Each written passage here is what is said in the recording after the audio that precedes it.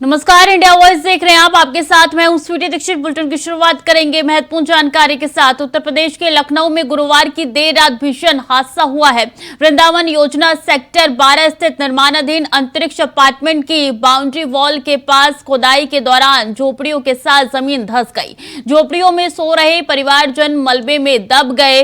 हादसा होते ही वहां चीख पुकार मच गई। आसपास के लोगों ने सूचना पुलिस को दी और फायर ब्रिगेड की टीम को भी उन्होंने जानकारी दी। देर रात तक पुलिस ने मलबे के नीचे दबे 9 लोगों को निकालकर पीजीआई के ट्रॉमा सेंटर पहुंचाया। 5 लोग खुद ही मलबे से बाहर आ गए। इस हादसे में एक बच्चे समेत 2 की मौत हो गई है। अन्य मजदूरों की हालत खतरे से बाहर बताई जा रही है।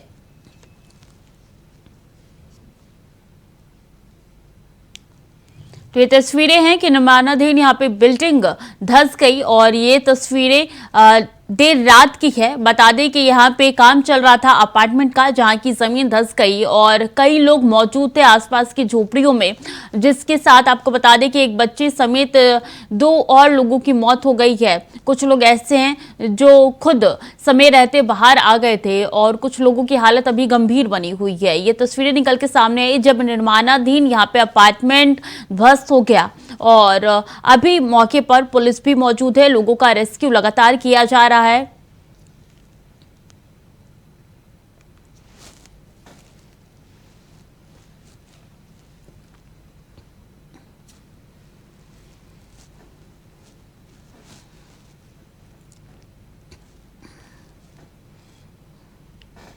और इस बीच अहम जानकारी, बीजेपी महामंत्रियों की बैठक आज। राष्ट्रीय अध्यक्ष जेपी नड्डा के नेतृत्व में बैठक है। बीजेपी मुख्यालय में शाम 5 बजे होगी बैठक में चुनावी राज्यों को लेकर चर्चा संभव। बीजेपी महामंत्रियों की बैठक आज बुलाई गई है और राष्ट्रीय अध्यक्ष जेपी नड्डा के नेतृत्व में ये बैठक बुलाई गई है। महासचिवों की बैठक काफी अहम मानी जा रही है क्योंकि विधानसभा चुनाव कई राज्यों में है। उसको लेकर किसको किस सीट से टिकट देना चाहिए, किसका टिकट काटना चाहिए, इसको लेकर मंथन हो सकता है और लोकसभा चुनाव को लेकर भी तैयारियां संभव मानी जा रही है। हमने देखा था पिछले दिनों मध्य प्रदेश में तमाम सांसदों को धरातल पर उतारा गया था और विधानसभा चुनाव लड़ने के लिए उनको टिकट दिया गया है। कई सांसद ऐसे हैं जिन्होंने रजामंदी भर दी, लेकिन कुछ और ऐसे नेता है जिन्होंने इनकार कर दिया है। लेकिन उनकी तरफ से कहना है कि पार्टी जो भी कहेगी हम वो करने के लिए तैयार है। अब देखिए, ये बैठक जो है महामंत्रियों की काफी अहम मानी जा रही है क्योंकि चाहे राजस्थान हो या मध्य प्रदेश हो या छत्तीसगढ़ हो, सब में अभी सूची आना बाकी है। प्रत्याशियों की लिस्ट पर मंथन संभव है। इस बैठक में जेपी नड्डा के नेतृत्व में ये बैठक हो रही है।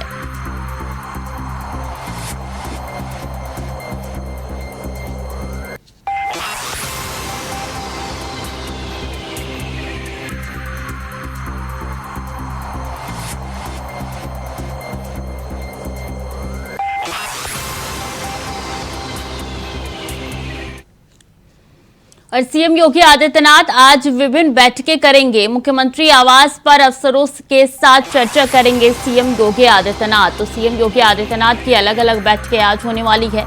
बता दें कई ऐसे अफसर हैं जिनके साथ चर्चा करेंगे सीएम योगी आदित्यनाथ। तमाम जानकारी राज्य में क्या चल रहा है और किस तरीके से कानून व्यवस्था है उसको लेकर भी वो यहाँ पे जानकारी ले सकते हैं अफसरों से और आगे की व्यवस्था सुगम हो इसके लिए दिशा निर्देश भी उनके द्वारा दिए जा सकते हैं। सीएम योगी आज अलग अलग बैठक करने वाले हैं। मुख्यमंत्री आवास पर अफसरों के साथ चर्चा करेंगे सीएम योगी आदित्यनाथ। इससे पहले भी उन्होंने तमाम बड़े अफसरों के साथ चर्चा की थी और कई अफसर ऐसे थे जिनको फटकार भी लगाई थी। अब आज अफसरों के साथ सीएम आवास पर चर्चा करने के लिए सीएम योगी आदित्यनाथ जाएंगे।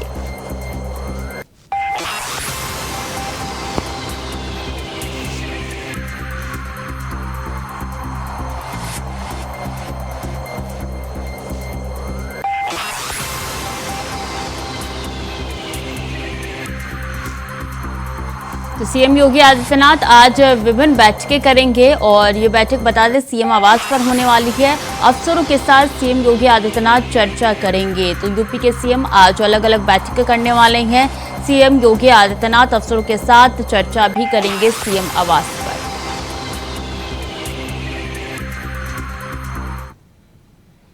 डिप्टी सीएम केशव प्रसाद मौर्य का मेरठ दौरा आज है। नगर निगम पार्षदों के प्रशिक्षण कार्यक्रम में होंगे शामिल।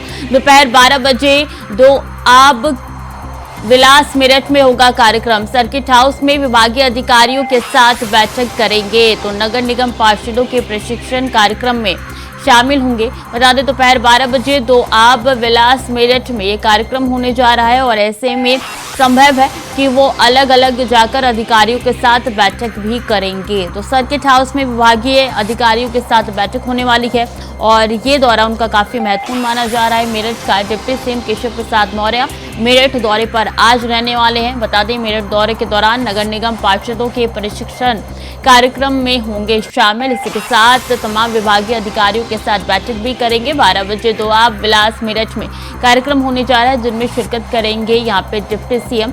बता दें सर्किट हाउस में विभागीय अधिकारियों के साथ बैठक भी करेंगे डिप्टी सीएम। तो ये महत्वपूर्ण दौरा मेरठ दौरा उनका रहने वाला है डिप्टी सीएम केशव प्रसाद मौर्य का।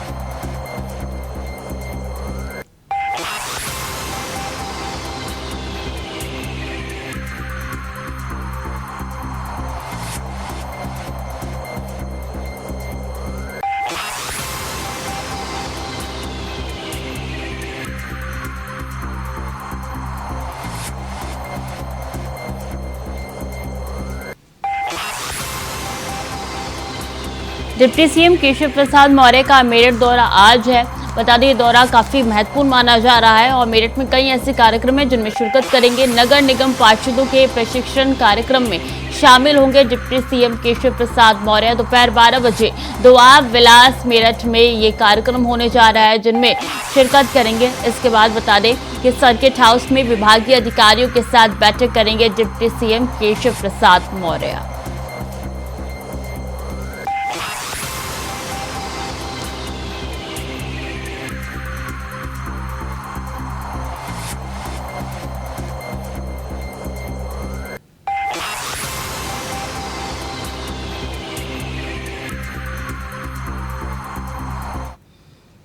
और राज्यसभा में ठाकुर पर पढ़ी गई कविता को लेकर विरोध झेल रहे मनोज झा को जेडीयू अध्यक्ष ललन सिंह का साथ मिला है। ललन सिंह ने मनोज झा का साथ देते हुए कहा है कि बीजेपी ने उनकी कविता को गलत तरीके से पेश किया है। उस पूरे कविता को उन्होंने पढ़ा और खुद को ये कहा कि मान लीजिए कि हम ठाकुर हैं। तो उनका उद्देश्य मतलब ठाकुर से किसी समाज को इंगित करने का नहीं था। उनके कहने का मतलब था कि वो मालिक जो है, तो उन्होंने तो कहा कि हम अपने आप को ठाकुर मान के चल रहे हैं, आप मान के हो सकते हैं ठाकुर। तो इस तरह से उनके बयान को 7 दिन के बाद उनका बयान पर शुरू हो गया। 7 दिन के बाद कब भाषण हुआ लोकसभा में, राज्यसभा में, तो ये बात तो अभी शुरू हुआ है कल से। ये सब भारतीय जनता पार्टी जो। और उमेश पाल हत्याकांड में पुलिस को बड़ी सफलता मिली है। जहां अतीक के भाई अशरफ के साले सद्दाम को पुलिस ने दिल्ली से गिरफ्तार कर लिया। वहीं इस गिरफ्तारी के बाद उम्मीद की जा रही है कि फरार चल रही अतीक की पत्नी शाइस्ता का सुराग भी मिल सकता है।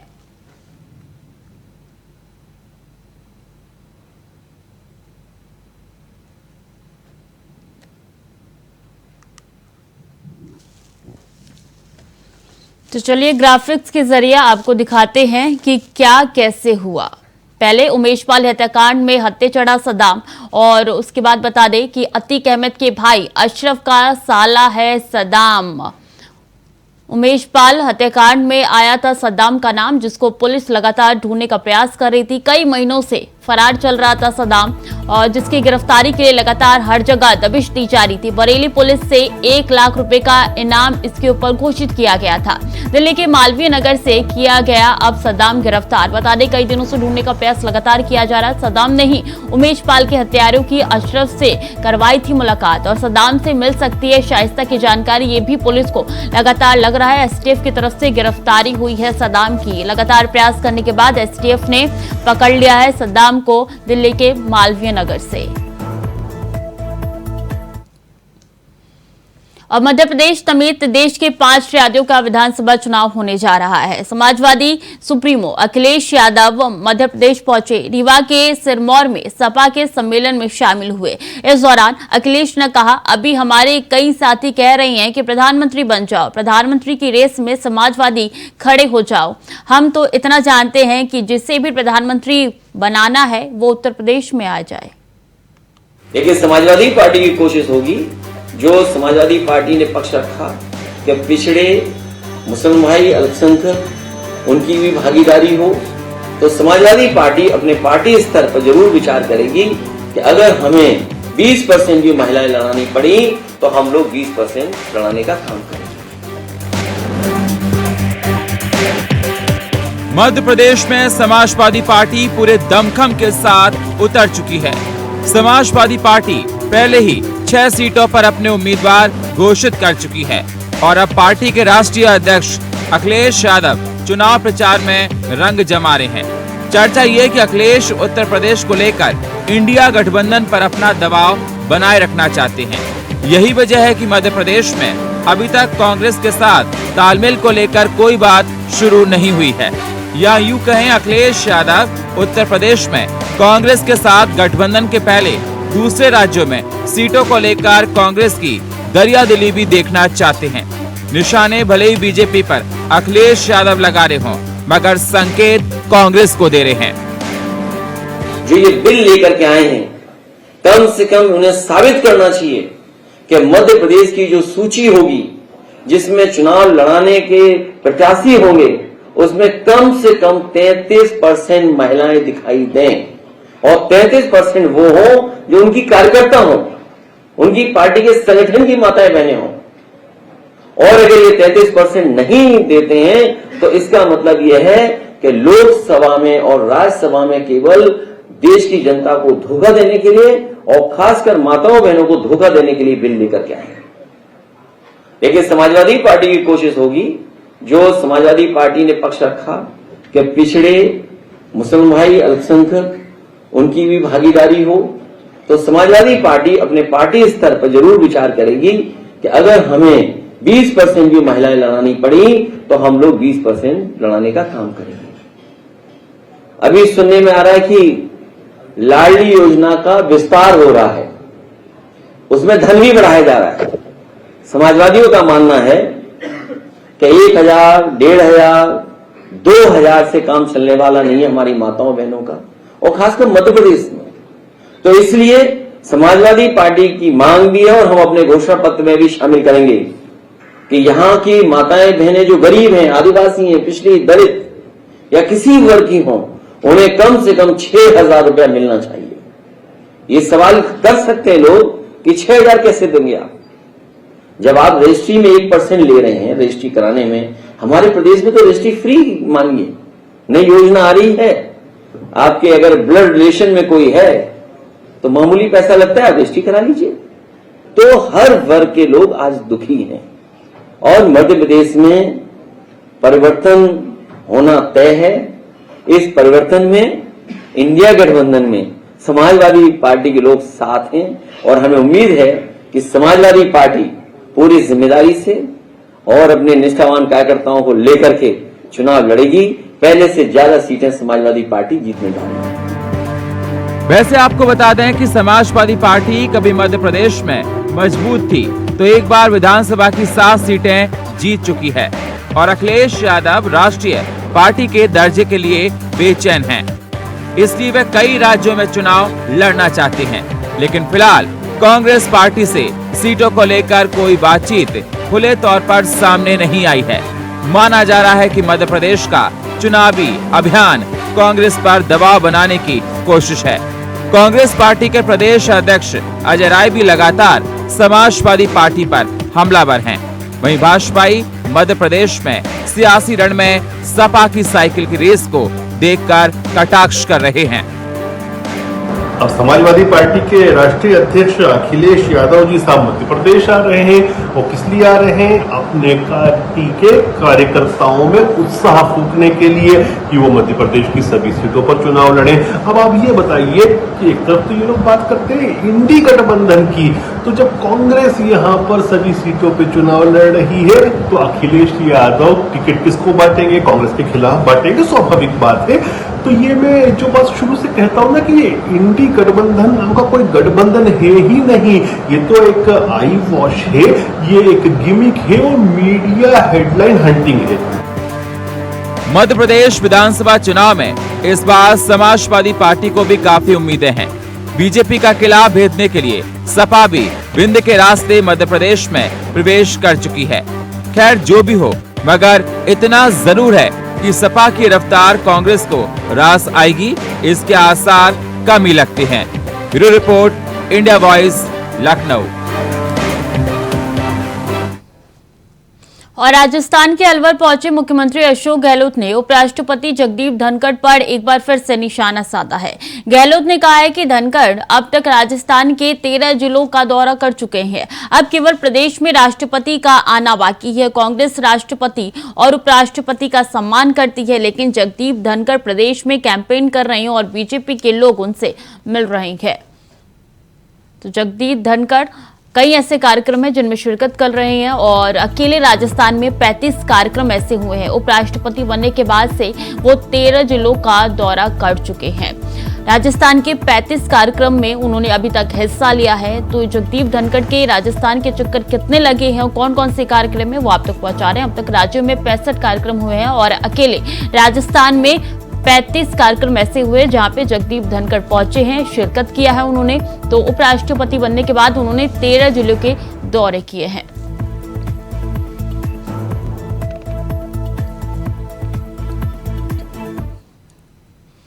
और आगरा में आबकारी विभाग के इंस्पेक्टर की मिली भगत से शराब ब्लैक में बिक रही है। यहाँ शराब रात में किसी भी समय खरीदी जा सकती है, जबकि रामबाग मॉडल शॉप की दुकान के कई बार वीडियो वायरल हो चुके हैं। इसके बावजूद भी यहाँ से आप रात में किसी भी समय शराब खरीद सकते हैं। थाना एतमा दौला क्षेत्र में आबकारी इंस्पेक्टर की मिली भगत से खुलेआम रात 10 बजे के बाद भी पूरी रात यहाँ शराब बिकती है। शॉप पर ओवरनाइट सेलिंग का खेल काफी टाइम से चल रहा है।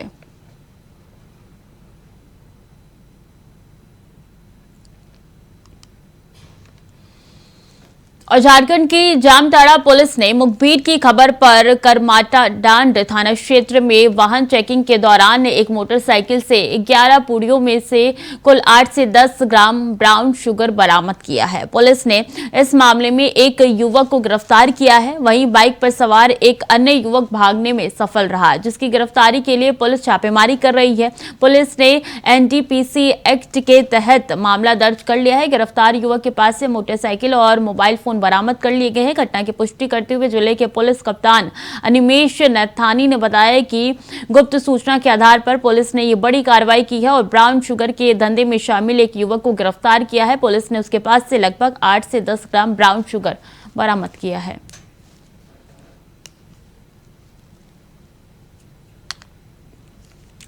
तो पुलिस लगातार जामताड़ा में चेकिंग कर रही थी और पुलिस को सूचना मिली थी मुखबिर से कि यहाँ पे धंधा चल रहा है ब्राउन शुगर का, जिसको लेकर पुलिस लगातार चेकिंग अभियान चला रही थी। सर्च ऑपरेशन भी उनका जारी था और आखिरकार पुलिस ने यहाँ पे एक जने को गिरफ्तार किया है। अलग एक व्यक्ति था जो कि बाइक में सवार था, भाग निकलने में कामयाब रहा, लेकिन पुलिस ने इनके पास से 11 पुड़िया ब्राउन शुगर बरामद किया है और पुलिस लगातार जो भागा हुआ व्यक्ति है उसकी खोजबीन में लगी हुई है। चप्पे चप्पे पर नाकाबंदी की हुई है।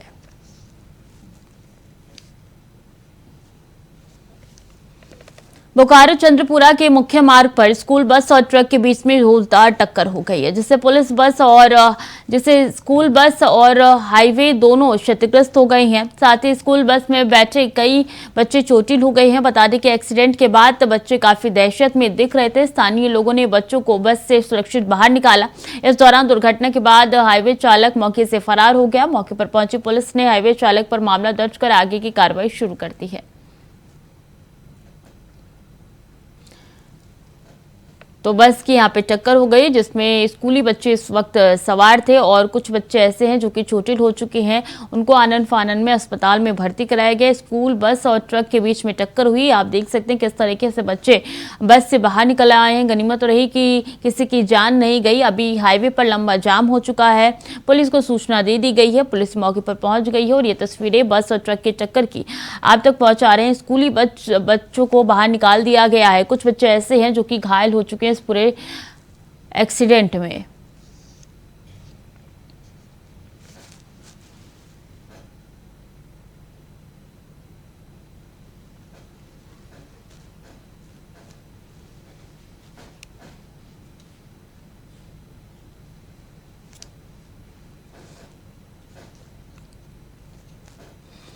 और फतेहाबाद के जिला परिषद भवन में आज जिला परिषद की मीटिंग का आयोजन किया गया, जिसकी अध्यक्षता जिला परिषद के चेयरपर्सन सुमन खीचड़ ने की। बैठक में पार्षदों की ओर से 6 एजेंडों पर चर्चा की गई और 6 एजेंडे पास किए गए, जिसमें अहम मुद्दा बाढ़ के दौरान खराब हुई सड़कों का रहा। बाढ़ के दौरान कई सड़कों को तोड़ा गया था ताकि पानी की निकासी की जा सके। अब उन सड़कों के निर्माण को लेकर जिला परिषद के द्वारा कार्रवाई शुरू कर दी गई है। चेयरपर्सन का कहना है कि सड़कों को लेकर जल्द ही काम शुरू किया जाए।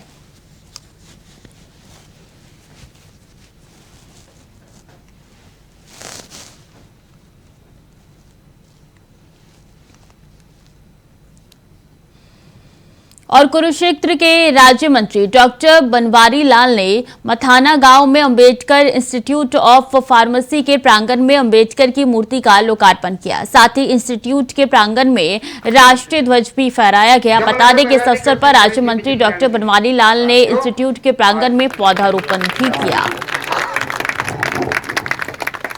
के समय बिजली नहीं, दूध फेरने के समय बिजली नहीं, घास काटने के समय बिजली नहीं। कांग्रेस ओबीसी के कार्यकर्ताओं ने नारी शक्ति वंदन अधिनियम में ओबीसी महिलाओं को आरक्षण न देने के खिलाफ लघु सचिवालय कुरुक्षेत्र के समक्ष धरना दिया और डीसी को राज्यपाल के नाम ज्ञापन सौंपा। कांग्रेस ओबीसी कार्यकर्ताओं ने जानकारी देते हुए बताया कि नारी शक्ति वंदन अधिनियम का वो स्वागत करते हैं। उन्होंने कहा है कि लेकिन इसमें कुछ खामियां रह गई है, जिसको लेकर आज वो रोष प्रदर्शन कर रही हैं और मांग कर रही हैं कि नारी शक्ति वंदन अधिनियम में देश की ओबीसी महिलाओं को न छोड़ा जाए। को पिछड़ा वर्ग की महिलाएं हैं हमारी, उनको बराबरी का। और जबलपुर में गुरुवार को कांग्रेस पार्टी द्वारा जन आक्रोश रैली का आयोजन कटंगी बाईपास के पास किया गया, जहां कांग्रेस के पूर्व नेता प्रतिपक्ष अजय सिंह राहुल मुख्य अतिथि के रूप में मंच पर शामिल हुए थे। वहीं जिले के अनेक कांग्रेसी नेताओं का जमघट लगा हुआ था। जन आक्रोश रैली कांग्रेस के नेता वीरेंद्र चौबे के द्वारा आयोजित की गई, जहां बड़ी संख्या में लोग जन आक्रोश रैली में शामिल हुए और भाजपा के 18 साल के शासन को कोसते हुए कांग्रेस ने आक्रोश जताया। इस दौरान अनेक कांग्रेस नेताओं ने भाजपा के घोटालों की चर्चा कर चुनाव में भाजपा को जड़ से उखाड़ फेंकने का दावा किया। जहां सभा हो रही है वो पूरा खुद भी किसानों का 18 साल का रोष है। शिवराज सिंह और बरेली से एक खबर सामने आई है, जहां माफिया अशरफ का साला सद्दाम गिरफ्तार हो गया है। बता दें कि एसटीएफ ने 1 लाख के इनामी सद्दाम को दिल्ली से गिरफ्तार कर लिया। बताया जा रहा है कि सद्दाम लगातार ठिकाने बदल रहा था, लेकिन एसटीएफ ने गुरुवार को सद्दाम को गिरफ्तार कर लिया है। तो वहीं बरेली के बिथरी, चैनपुर और बारादरी थाने में भी सद्दाम के खिलाफ 2 मुकदमे दर्ज हैं।